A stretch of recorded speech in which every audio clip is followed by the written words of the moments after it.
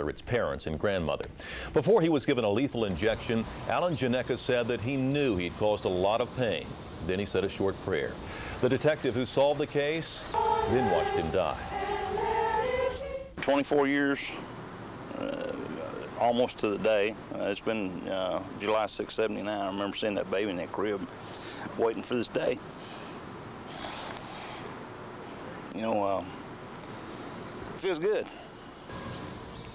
Janecka's sister and brother left the prison in tears. Janecka had been hired by Markham Duff Smith to kill his family so he could inherit their fortune. Duff Smith was put to death 10 years ago. The final two victims of that Janecka murdered a Houston toddler in a murder-for-hire scheme. Today, the 53-year-old was executed. Eyewitness News reporter Chris Adams reports from Huntsville.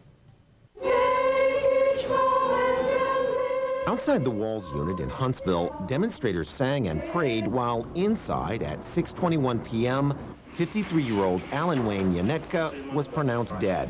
The former HPD detective who broke the case that led to Janecka's execution said justice was done. 24 years,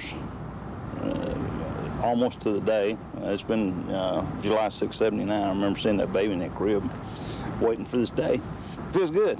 Janecka murdered 14-month-old Kevin Wanstrop as the child lay in his crib in his Houston home.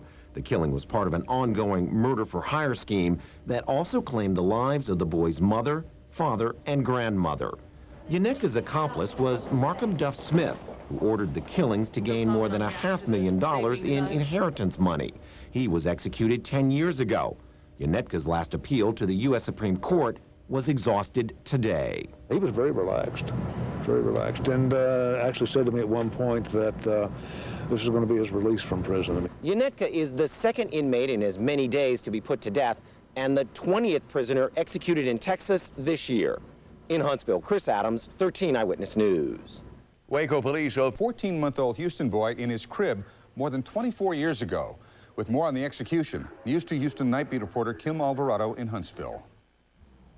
The condemned's sister, brother, and spiritual advisors leave the death chamber after witnessing the execution of Allen Janecka.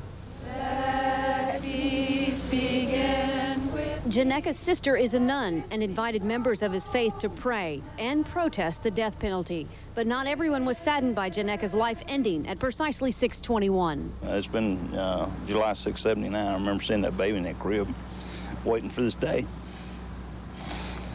Investigator Johnny Bonds wrote out the notorious case for the past 24 years. Janecka was the hitman in the contract killings of a young family, heirs to a River Oaks fortune. He shot a 14-month-old baby in the back of the head while he was asleep in his crib. And probably the worst thing I've ever seen. Basically, he gave me the burden of carrying this around for the last 24 years. Bonds helped convict the baby's uncle, Markham Duff Smith, for masterminding the murderous scheme. As soon as she died, as soon as I was able to process what happened, I realized that it was Markham. Ellen Davidson is loyal to her longtime friend Diana Wanstrath because Diana's brother may have gotten away with the murders after the medical examiner ruled murder-suicide in the 1979 case. It was very hard to deal with. That was almost as hard to deal with as her death. It was like, regardless of what facts we had, they were going to rule it a suicide, and that's the way I felt. Bond's persistence eventually exposed Duff Smith's hiring of Janecka and others to eliminate his heirs. Janecka's last-minute appeal to try to involve Houston's crime lab that processed some of the crime scene evidence failed.